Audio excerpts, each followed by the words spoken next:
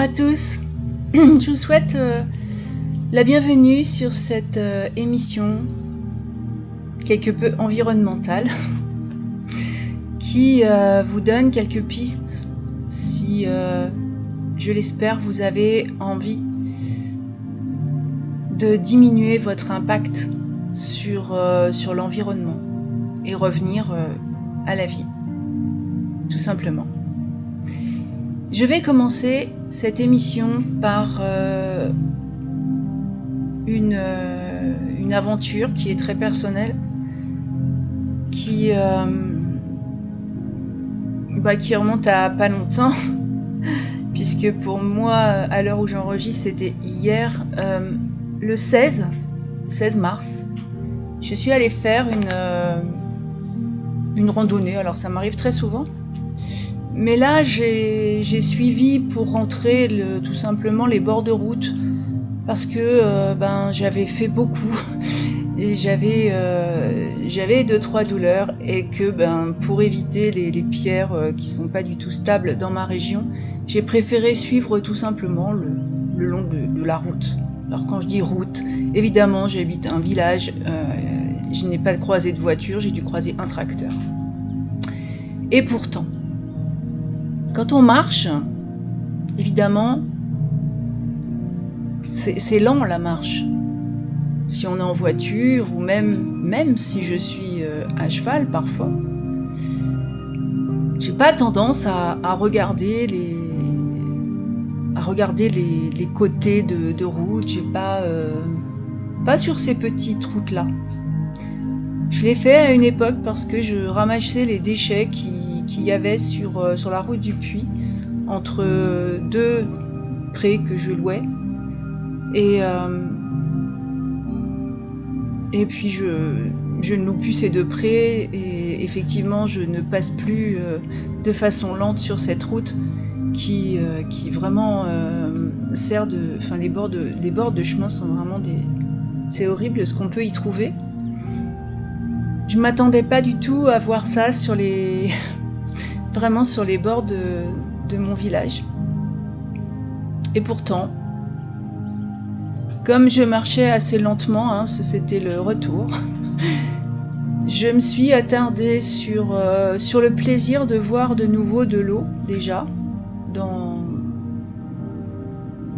les petits ruisseaux, ça faisait très longtemps que cette région n'avait pas vu la pluie, et je me suis dit que la nature était vraiment gentille et adorable avec nous, parce qu'il a suffi de quelques pluies qui sont pas exceptionnelles pour que sur ces bords de route il y ait de l'herbe toute verte, toute grasse, qui ferait bien plaisir à tous les herbivores.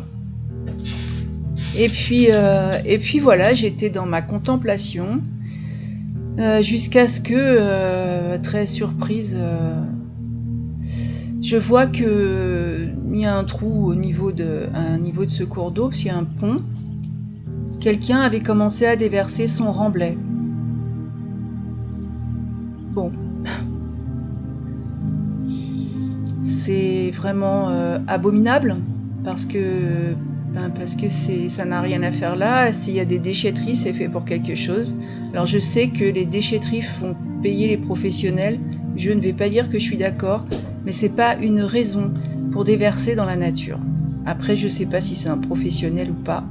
Pour les autres, ça reste ici gratuit, alors c'est pire. C'est vraiment la fainéantise de faire 2 kilomètres de plus. Passons.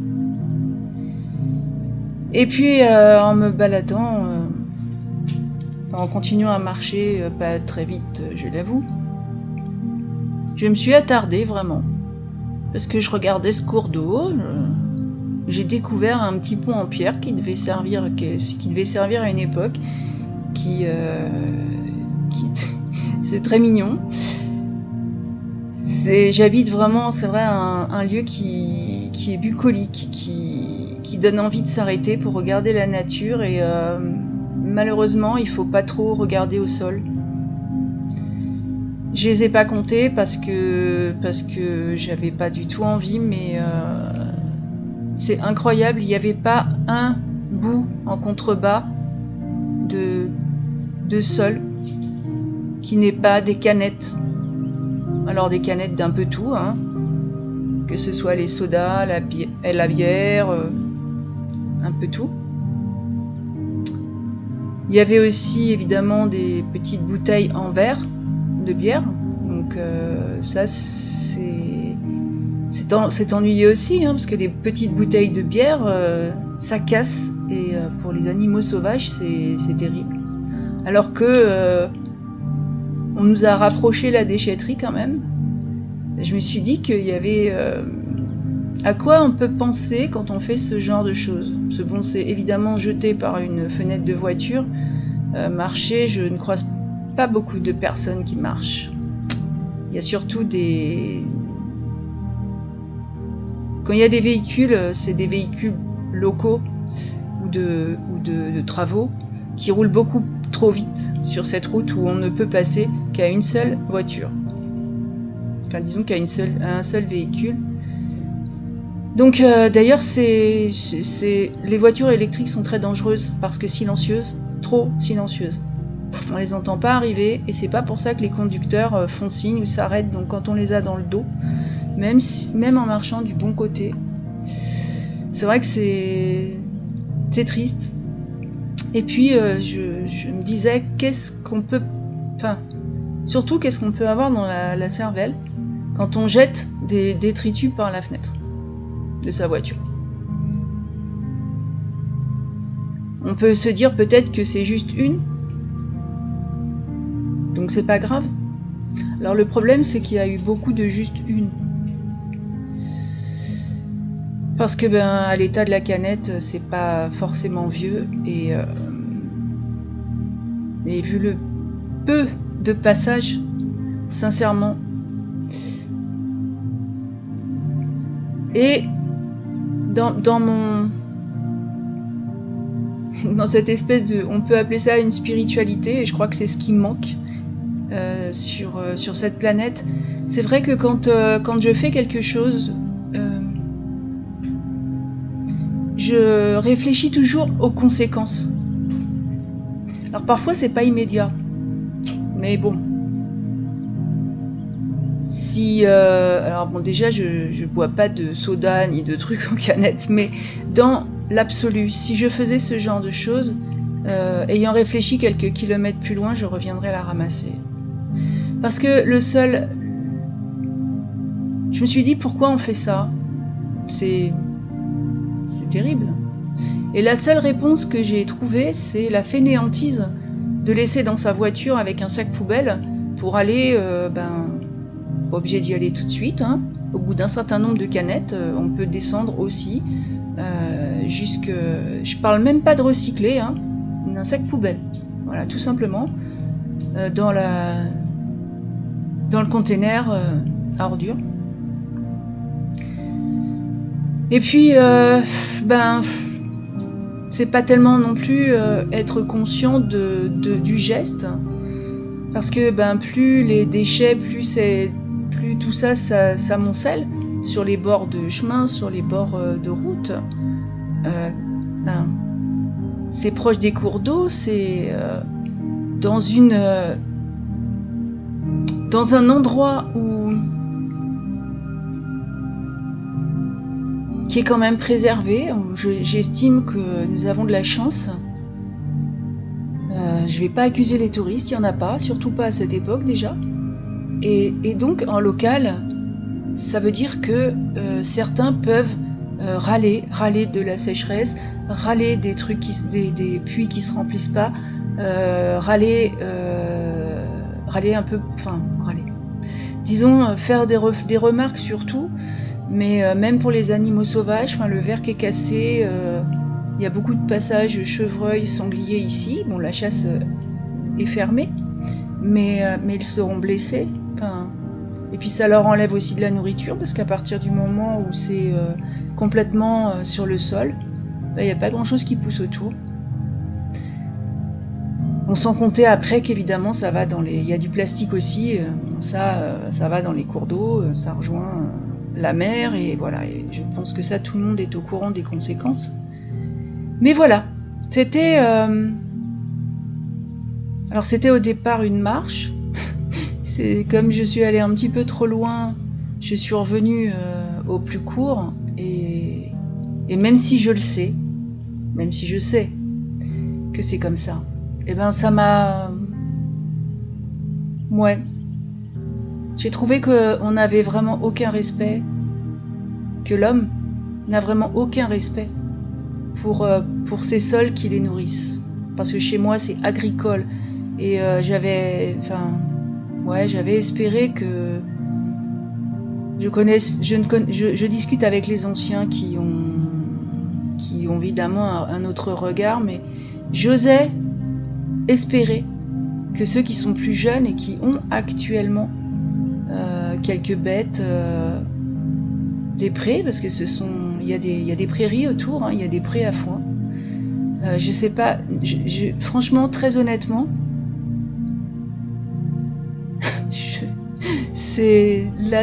j'avoue être totalement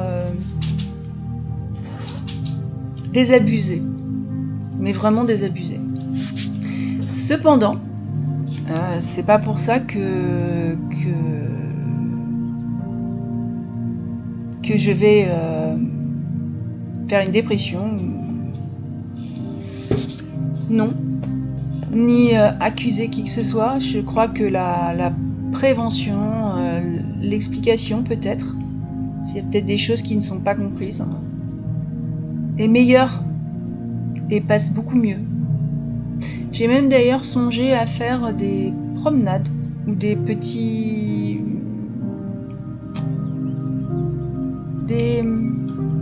parcours de survie quelque part avec les plantes comestibles, tout ça, habillé en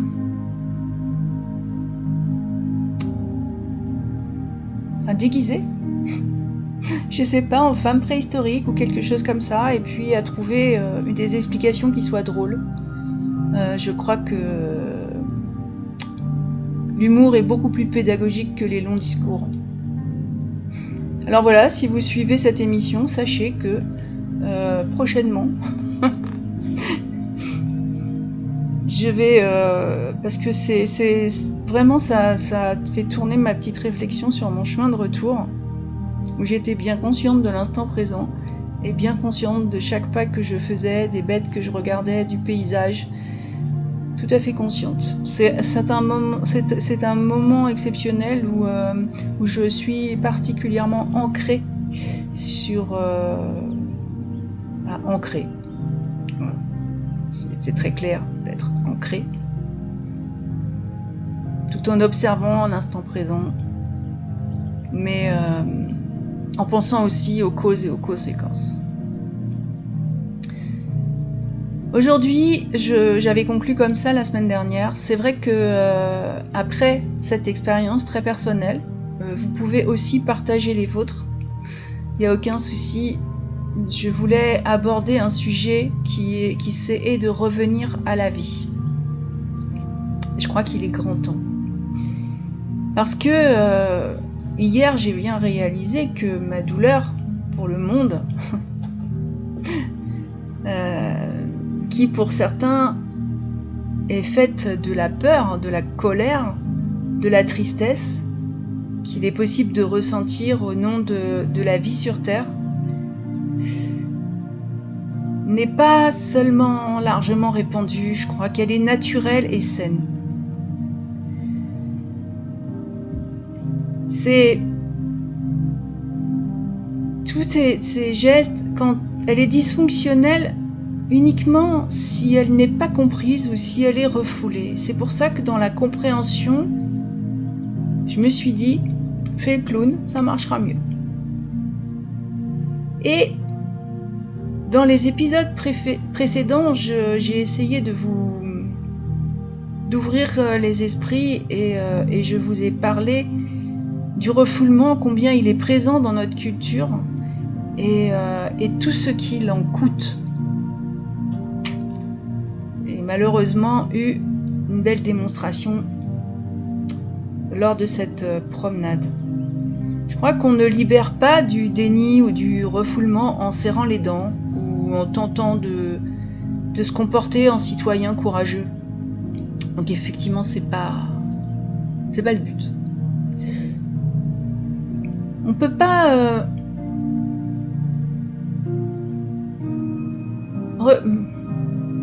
redécouvrir sa passion pour la vie, son intelligence créative innée et sauvage en s'auto-flagellant, pardonnez-moi, ou en s'endurcissant. Le modèle de comportement héroïque appartient à la vision du monde qui a abouti, je crois, à la société de croissance industrielle. Et autant ne pas refaire le même chemin. D'où mon idée tout autre.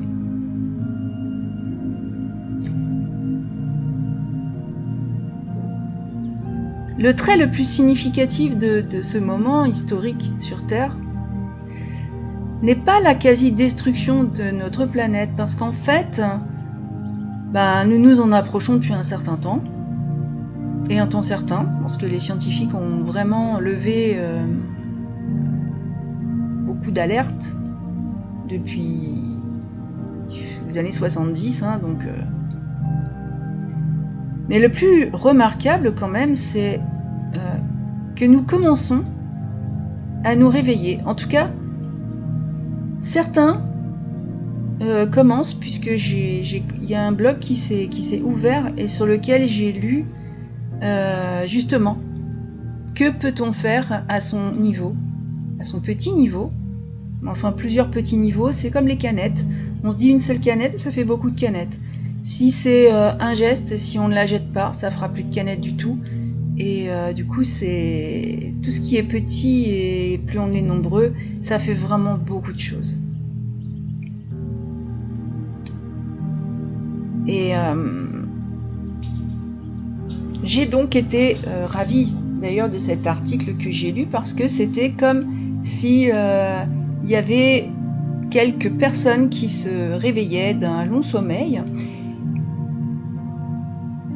et qui commençaient à avoir une relation entièrement nouvelle à notre monde, à nous-mêmes, aux autres.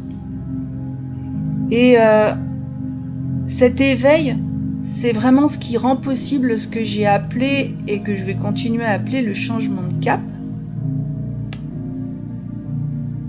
Bon, je l'avais décrit dans les premières émissions comme vraiment une prise de conscience radicale. Un peu comme si quelqu'un qui n'était pas... comme si j'avais eu quelqu'un avec moi qui aurait été horrifié par tous ces détritus qui sont jetés comme ça. Et ça peut provoquer cette prise de conscience. Et ce serait vraiment la troisième dimension de cette révolution. Parce que cette révolution est si centrale à l'émergence d'une société qui soutient la vie que on pourrait la comparer au moyeu d'une roue et de ce qui va se passer après autour. La vision de ce monde qui émerge face à certaines prises de conscience,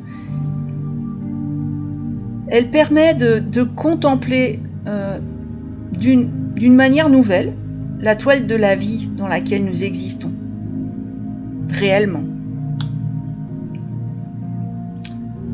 Alors, évidemment, elle va nous ouvrir à l'immense intelligence des pouvoirs, auto-organisateurs de la vie,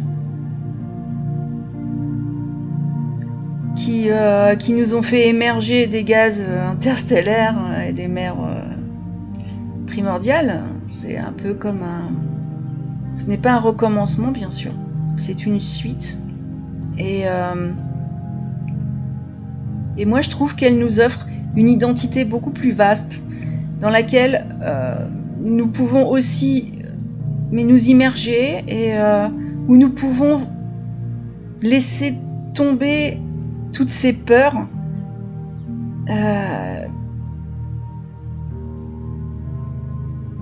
parce que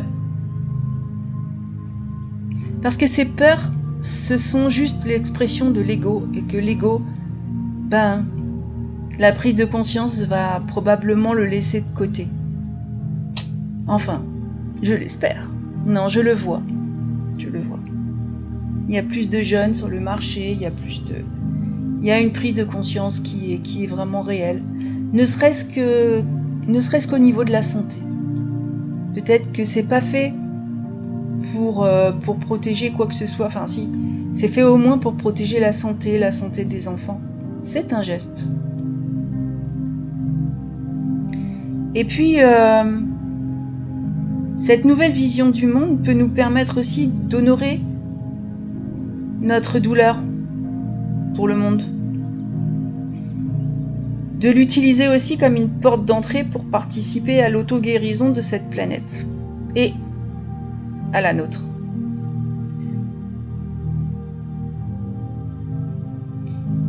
Le travail de groupe de ces 40 dernières années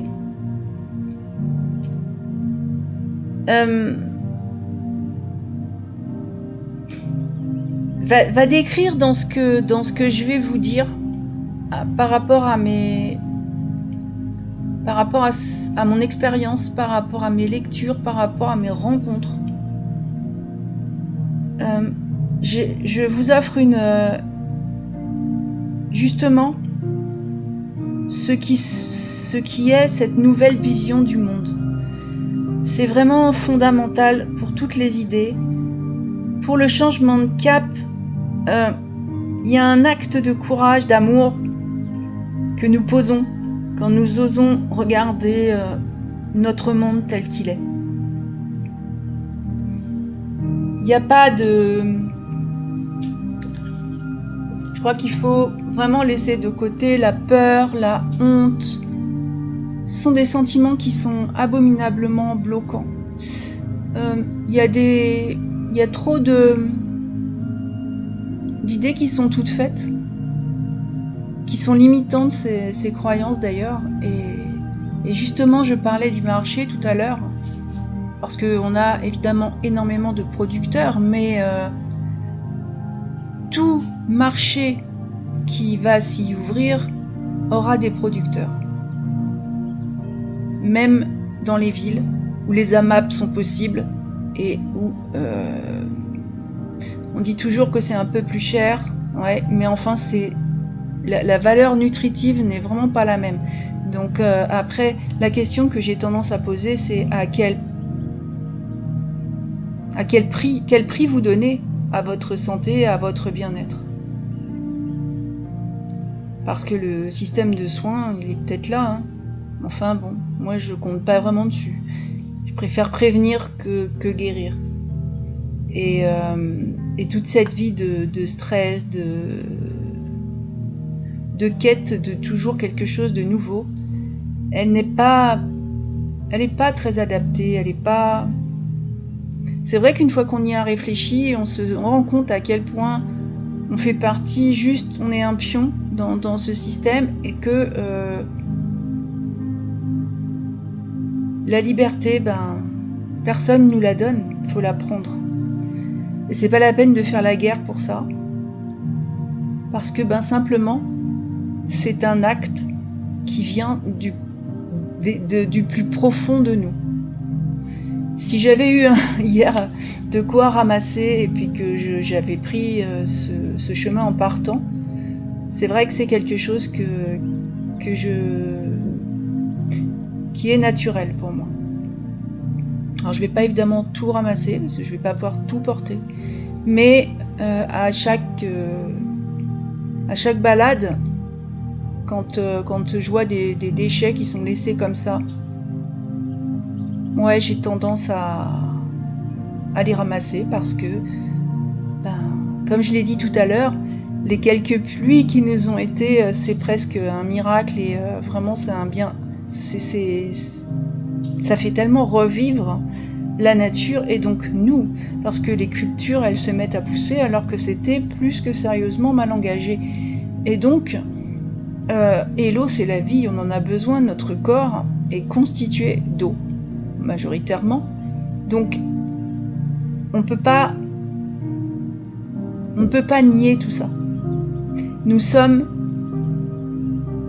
des êtres issus de la nature dont nous faisons une partie intégrante et nous avons tous une possibilité, quelle qu'elle soit, de pouvoir justement revenir à la vie. Je vais aujourd'hui arrêter ici cette émission, donc qui est plus courte que d'habitude, pour vous permettre de me faire part de vos réflexions, par exemple. Et je vous parlerai la semaine prochaine justement de ce qui peut être un miracle, bien que je ne sois pas... Mais en tout cas, je vous parlerai de notre vraie nature et de notre vrai pouvoir. Je suis certaine que... Parce que c'est tellement simple. Je suis certaine que tout le monde peut s'y retrouver. Et si d'audio je passe à vidéo parce que je fais le pitre, enfin si je passe justement à cette idée qui m'est venue hier, je le partagerai. Il y a une chaîne YouTube et du coup oui, je pense très sincèrement que c'est une voie, la joie, le bonheur, le rire, le rassemblement autour de quelque chose qui est sympa. Voilà. Et hors de grands discours, prendre à la dérision. Alors pour ceux qui sont très très loin d'ici, eh bien il y aura une possibilité de voir quand même via justement, puisqu'il y a cette technologie, comme je l'ai dit, rien n'est bon ou mauvais. J'en fais pas un usage abusif, mais je crois que justement de partager ce genre de choses et de pouvoir diffuser de l'humour face à des sujets qui peuvent paraître un peu trop sérieux, c'est probablement aussi une belle façon de faire passer un message. Voilà, alors j'espère que vous allez continuer à partager tout ça avec moi. Je remercie tous ceux qui rejoignent chaque semaine l'émission. Essayez de la prendre dans l'ordre, parce que c'est vrai que je l'avais vraiment... J'ai découpé ça de façon à ce qu'il y ait une suite logique. Bon. Et puis, en attendant de vous retrouver, je vous dis à la prochaine.